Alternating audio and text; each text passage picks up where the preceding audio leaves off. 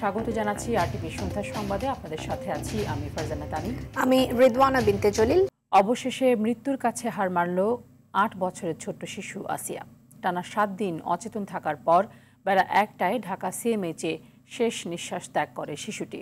তার মৃত্যুতে গভীর শোক জানিয়েছেন প্রধান উপদেষ্টা ডক্টর মোহাম্মদ ইউনূস ও সেনাপ্রধান জেনারেল ওয়াকারুজ্জামান। ঘৃণ্য এই কাণ্ডে জড়িতদের দ্রুত বিচারের আওতায় নিয়ে আসার নির্দেশ প্রধান উপদেষ্টার। পরিবার জানিয়েছে আজই আসিয়ার মরদেহ গ্রামের বাড়িতে দাফন করা হবে। মাহিন আরাফাতের সহায়তা আরও জানাচ্ছেন শাকিলা করিম। মাগুরার নিজ নান্দোয়ালি গ্রামে বেড়াতে গিয়ে ৬ মার্চ আপন ভগ্নিপতি সজীব শেখ, বোনের শ্বশুর হিটু শেখ ও ভাসুর রাতুল শেখের কাছে ধর্ষণের শিকার হয় ৮ বছরের ছোট্ট আসিয়া। বোনের বাড়ি বেড়াতে যাওয়াই যেন কাল হয়েছিল তার। সেদিনই অচেতন আসিয়াকে প্রথমে মাগুরা হাসপাতাল, পরে ঢাকা মেডিকেলে আনা হয়। রাতে নেওয়া হয় লাইফ সাপোর্টে। অবস্থার অবনতি হলে পরদিন সিএমএইচে স্থানান্তর করে আসিয়াকে। সিএমএইচে গঠন করা হয় মেডিকেল বোর্ড। শিশুটির ব্রেন ফাংশন বন্ধ হওয়ার পাশাপাশি রক্তচাপও কমে ধীরে ধীরে। সবশেষ বৃহস্পতিবার তৃতীয় কার্ডিয়াক অ্যাটাকে ব্যর্থ হয়ে যায় সব চেষ্টা। আইএসপিআর থেকে নিশ্চিত করা হয় আসিয়ার মৃত্যুর সংবাদ। গভীর শোক জানিয়েছেন প্রধান উপদেষ্টা doctor Mohammad Yunus. Chief adviser আজকে শোক প্রকাশ করেছেন এই মৃত্যুতে, এবং উনি কঠোরভাবে নির্দেশ দিয়েছেন যে এদেরকে যারা যারা অভিযুক্ত তাদেরকে যাতে খুব দ্রুত বিচারের আওতায় আনা হয়। সন্তান হারিয়ে বিলাপ থামছে না শোক সন্তপ্ত মায়ের। নির্মম এই হত্যার বিচার দাবি করেন তিনি। আমার মনে যেরকম ব্লাডে কাটছে, গলায় ফাঁস দিয়েছে, ঠিক সেরকম বিচার চাই আমি আপনাদের কাছে। ওইরকম ফাঁসি দিয়ে যেন ওর মারে, ওইরকম যেন ওর ব্লাডে কাটে।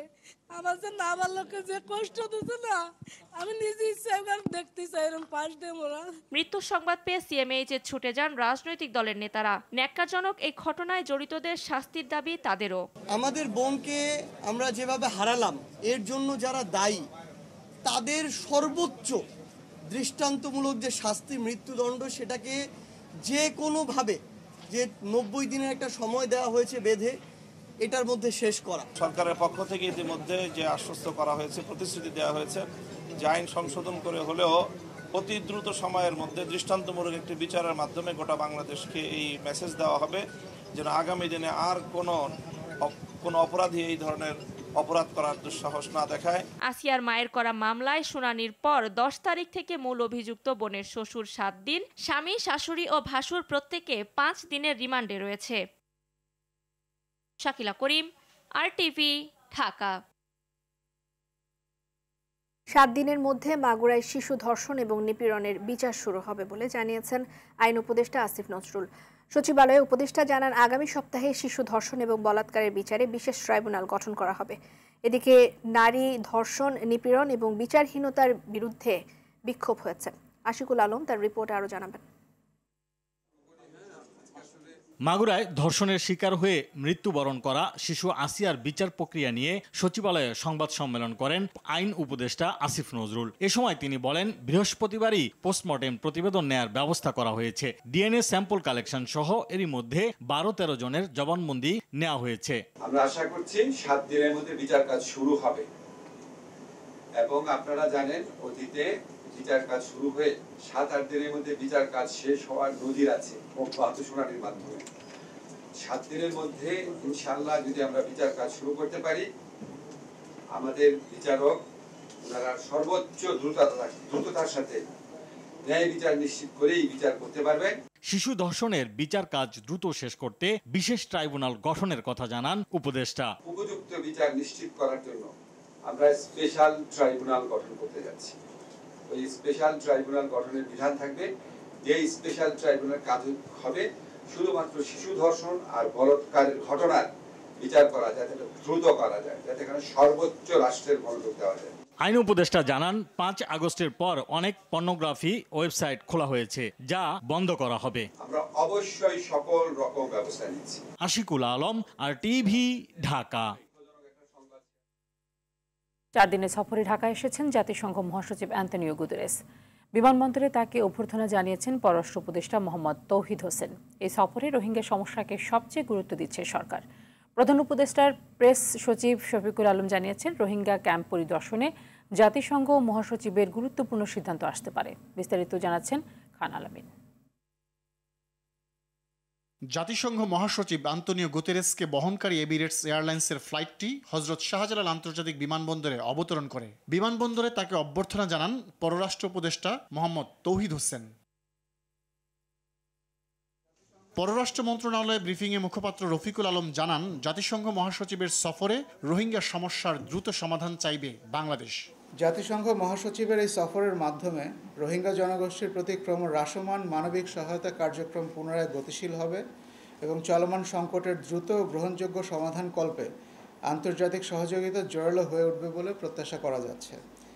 রোহিঙ্গা প্রত্যাবাসন নিয়ে আমাদের প্রচেষ্টা অব্যাহত থাকবে। ফরেন সার্ভিস একাডেমিতে প্রধান উপদেষ্টার প্রেস সচিব জানান, জাতিসংঘ মহাসচিবের এই সফরে সর্বোচ্চ নিরাপত্তা নিশ্চিত করবে সরকার। তার সাথে অনেকগুলো বিষয় নিয়ে আলাপ হবে। উনি বাংলাদেশের রোহিঙ্গাদের সাথে সলিডারিটি প্রকাশ করবেন। আপনারা জানেন রোহিঙ্গাদের যে এইড কাট হয়েছে সেই বিষয় নিয়ে ওনার সাথে যথেষ্ট কথা হবে। তো এই বিষয়ে এই ট্যুরটাকে সামনে রেখে এই জমায়েতের বিষয়টা ডিসিশন এসছে। শুক্রবার সকাল 9টায় পররাষ্ট্র বিষয়ক উপদেষ্টা তৌহিদ হোসেন এবং রোহিঙ্গা ইস্যু ও অগ্রাধিকার বিষয়ক প্রধান উপদেষ্টার উচ্চ প্রতিনিধি ডক্টর খলিলুর রহমান জাতিসংঘ মহাসচিবের সঙ্গে সাক্ষাৎ করবেন। পরে প্রধান উপদেষ্টার কার্যালয়ে ডক্টর মোহাম্মদ ইউনুসের সঙ্গে দেখা করবেন গুতেরেস। পরে রোহিঙ্গা শিবির পরিদর্শনের জন্য বিমান বাংলাদেশ এয়ারলাইন্সের একটি বাণিজ্যিক ফ্লাইটে কক্সবাজার যাবেন তারা। সেখানে দিনভর কর্মসূচি শেষে প্রায় 1 লাখ রোহিঙ্গার সঙ্গে ইফতার করবেন প্রধান উপদেষ্টা ডক্টর মোহাম্মদ ইউনুস ও জাতিসংঘ মহাসচিব। খান আলামিন, RTV, ঢাকা।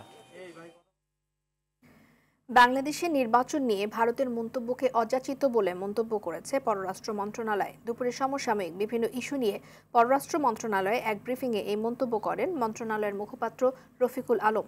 নির্বাচন বাংলাদেশের অভ্যন্তরীণ বিষয় উল্লেখ করে মুখপাত্র বলেন, ভারতের এমন মন্তব্য সার্বভৌমত্বে আঘাতের শামিল। এছাড়াও সীমান্তে সাম্প্রতিক সব হত্যাকাণ্ডের ব্যাপারে জোরালোভাবে প্রতিবাদ করেছে বাংলাদেশ।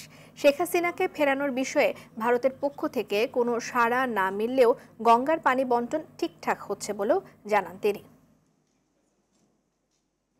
বাংলাদেশের নির্বাচন, সার্বিক আইন শৃঙ্খলা, সংখ্যালঘু সম্পর্কিত বিষয়সমূহ নিয়ে মন্তব্য করা হয়েছে।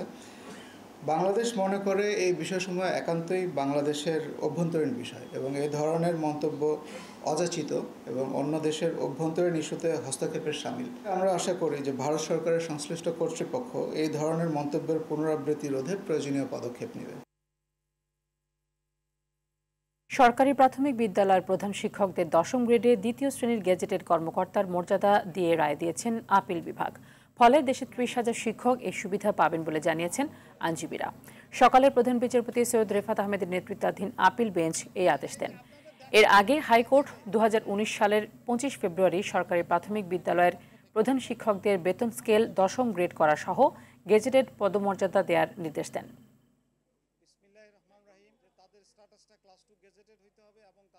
প্রাথমিক বিদ্যালয়ের খালি পদ হলো 32,000 আর কর্মরত আছে 30,000।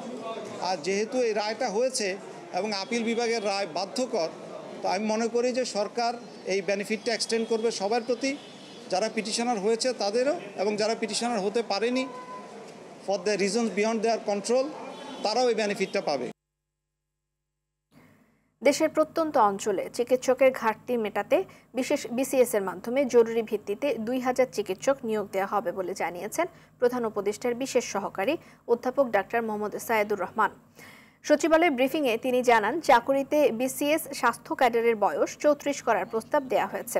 দেশ জুড়ে আন্দোলনে থাকা ডাক্তার এবং নার্সদের দাবি পূরণে ধৈর্য ধরার আহ্বানও জানান প্রধান উপদেষ্টার বিশেষ সহকারী। 45, 46 এবং 47 এই 3 BCS এর মাধ্যমে 450, 1682 এবং 1331 জন চিকিৎসক নিয়োগের প্রক্রিয়া চলমান। তারপরও প্রত্যন্ত অঞ্চলে চিকিৎসকের অভাবের কথা বিবেচনা করে আমরা জরুরি ভিত্তিতে একটি বিশেষ BCS এর মাধ্যমে 2000 চিকিৎসককে নিয়োগের বন্দোবস্ত নিয়েছি এবং সেই জন্য জনপ্রশাসনকে গত 9/3/2025 তারিখে আমাদের পক্ষ থেকে অনুরোধপত্র পাঠানো হয়েছে। সচিবালয় ও প্রধান উপদেষ্টার সরকারি বাসভবন যমুনা, হোটেল ইন্টারকন্টিনেন্টাল মোড়, শাহবাগ মোড়, কাকরাইল মোড় ও মিন্টো রোড এলাকায় পরবর্তী নির্দেশ না দেওয়া পর্যন্ত যে কোনো প্রকার সভা সমাবেশ, গণজমায়েত, মিছিল ও শোভাযাত্রা নিষিদ্ধ করেছে ঢাকা মেট্রোপলিটন পুলিশ। সকালে পুলিশ হেডকোয়ার্টারের দেয়া গণবিজ্ঞপ্তিতে বিষয়টি জানানো হয়। এদিকে সশস্ত্র বাহিনীর বিশেষ নির্বাহী ম্যাজিস্ট্রেটের ক্ষমতা আরও 2 মাস বাড়িয়েছে সরকার। জনপ্রশাসন মন্ত্রণালয়ের এক প্রজ্ঞাপনে এই সিদ্ধান্তের কথা জানায়। নতুন সিদ্ধান্ত অনুযায়ী 15 মার্চ থেকে 60 দিন এই সিদ্ধান্ত বলবৎ থাকবে। রাজনৈতিকভাবে কেউ কেউ কৃত্রিমভাবে বিরোধ তৈরি করার চেষ্টা করছে বলে মন্তব্য করেছেন বিএনপি স্থায়ী কমিটির সদস্য মির্জা আব্বাস। বলেন, সবাই যদি একটি টেবিলে ইফতার করতে পারে তবে একসাথে দেশকে এগিয়ে নিতে সমস্যা কোথায়। আর সালাউদ্দিন আহমেদ প্রধান উপদেষ্টাকে উদ্দেশ্য করে বলেন, জনকল্যাণমুখী সংস্কারের সাথে একমত বিএনপি। খুব শিগগিরই জনগণের চাহিদা অনুযায়ী জাতীয় সংসদ নির্বাচনের জন্য রোড ম্যাপ ঘোষণার দাবি জানান। রাজধানীর মালিবাগে অবস্থিত স্কাই ভিউ হোটেলে গণ অধিকার পরিষদের ইফতার মাহফিলে তারা এসব কথা বলেছেন। জাতীয় ঐক্যমতের ভিত্তিতে সেই সংস্কারগুলো আমরা গ্রহণ করা, সেগুলো বাস্তবায়ন করা, এগুলো দীর্ঘ সময়ের ব্যাপার। এটা স্বল্পমেয়াদী, দীর্ঘমেয়াদী, মধ্যমেয়াদী সংস্কার বাস্তবায়নের বিষয়। কিন্তু ইতিমধ্যে আমাদের জাতীয় সংসদ নির্বাচনের জন্য সমস্ত প্রস্তুতি নিতে হবে। আজকে ইফতার পার্টিতে আমরা যেমনি বসেছি, আমরা আগামী সকল কার্যক্রমে নির্বাচন থেকে শুরু করে সরকার গঠন পর্যন্ত সব একসঙ্গে করতে চাই আমরা। দেশের একমাত্র খেলাপি ঋণ মুক্ত ব্যাংক হিসেবে সম্প্রতি 5ম বর্ষে পদার্পণ করেছে বেঙ্গল কমার্শিয়াল ব্যাংক। সকালে রাজধানীর মিরপুরে বেঙ্গল কমার্শিয়াল ব্যাংকের 32তম শাখার উদ্বোধন অনুষ্ঠানে একথা জানান ব্যাংকের চেয়ারম্যান ও SAARC chamber of commerce and ইন্ডাস্ট্রির সভাপতি মোহাম্মদ জসিমউদ্দিন। বলেন, ঋণ বিতরণে শতভাগ কমপ্লায়েন্স, দক্ষতা এবং যথাযথ প্রক্রিয়া মেনে চলার কারণে এই অর্জন সম্ভব হয়েছে। এ সময় উপস্থিত ছিলেন ব্যাংকের পরিচালক মোহাম্মদ ইকবাল হোসেন চৌধুরী এবং TMSS এর প্রতিষ্ঠাতা নির্বাহী পরিচালক অধ্যাপক ডক্টর হোসনে আরা বেগম। ব্যাংকের ব্যবস্থাপনা পরিচালক ও প্রধান নির্বাহী তারিক মোর্শেদ এর সভাপতিত্বে অনুষ্ঠানে আরও উপস্থিত ছিলেন অন্যান্য ঊর্ধ্বতন কর্মকর্তাবৃন্দ এবং গ্রাহক শুভানুধ্যায়ীগণ। আমাদের এই ব্রাঞ্চটা অনেক পটেনশিয়াল ব্রাঞ্চ। আমরা মনে করি মিরপুরে তো অনেক, আমরা তো প্রথম মিরপুরে আসলাম, হয়তো আগামীতে আরো কয়েকটা ব্রাঞ্চ হবে মিরপুরের মধ্যেই। প্রযুক্তি খাতে সেন্ট্রাল ব্যাংকিং করার জন্য যে সকল ইনভেস্টমেন্ট দরকার সেগুলি আমরা করেছি এবং আমাদের পরবর্তীতে যদি আরো ইনভেস্টমেন্ট প্রয়োজন প্রয়োজন হয় আমরা করতে রাজি আছি। বিশ্ব গ্লোকোমা সপ্তাহ উপলক্ষে বিনামূল্যে চোখের চাপ ও গ্লোকোমা রোগ পরীক্ষার আয়োজন করেছে ঢাকা আই কেয়ার হাসপাতাল। বৃহস্পতিবার উত্তরায় দিনব্যাপী এই কর্মসূচিতে র্যালি ও সেমিনারের আয়োজন করা হয়। সেমিনারে প্রবন্ধ উপস্থাপন করেন গ্লোকোমা রোগ বিশেষজ্ঞ অধ্যাপক ডাক্তার হারুনুর রশিদ। তিনি বলেন, প্রাথমিক পর্যায়ে গ্লোকোমা রোগ শনাক্তকরণ ও চিকিৎসা চালিয়ে যাওয়াই গ্লোকোমা জনিত অন্ধত্ব প্রতিরোধের একমাত্র উপায়।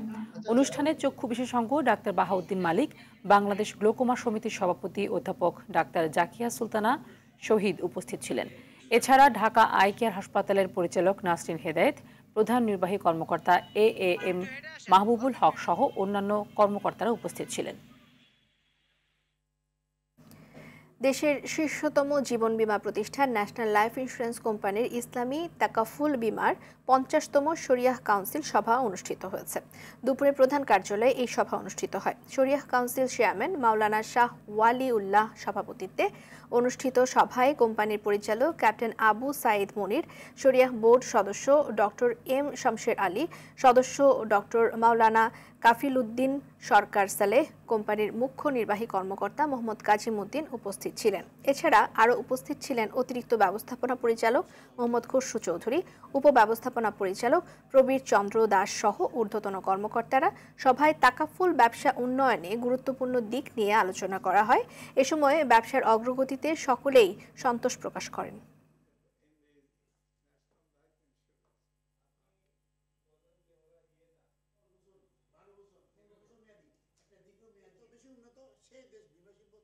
আরটিভির আন্তঃবিভাগীয় ক্রিকেট টুর্নামেন্টের চ্যাম্পিয়ন ও রানার আপ দলের মধ্যে পুরস্কার বিতরণ অনুষ্ঠিত হয়েছে। বৃহস্পতিবার আরটিভি ভবনে দলগুলোর মাঝে ট্রফি ও মেডেল প্রদান করেন প্রতিষ্ঠানটির প্রধান নির্বাহী কর্মকর্তা সৈয়দ আশিক রহমান। 24 থেকে 28 ফেব্রুয়ারি রাজধানী ইন্দিরা রোড মাঠে 8 দলের এই নাইট টুর্নামেন্টে চ্যাম্পিয়ন দল ব্রডকাস্ট বুমের হাতে ট্রফি ও মেডেল তুলে দেন তিনি। এছাড়াও রানার আপ দল প্রোগ্রাম গ্ল্যাডিয়েটর্সের হাতেও তুলে দেওয়া হয় পুরস্কার। নারীদের চ্যাম্পিয়ন টিম নাইটেঙ্গেল ও রানার আপ হেভেন স্টার্স দল দুটির হাতেও পুরস্কার তুলে দেওয়া হয়। এ সময় পারস্পরিক সৌহার্দ্য ও কর্মস্পৃহা বাড়াতে এমন আয়োজনের গুরুত্ব তুলে ধরেন সৈয়দ আশিক রহমান। প্রতি বছর এই টুর্নামেন্ট আয়োজনের ব্যাপারে গুরুত্ব আরোপ করেন তিনি। এ সময় আরটিভির বিভাগীয় প্রধানরা উপস্থিত ছিলেন।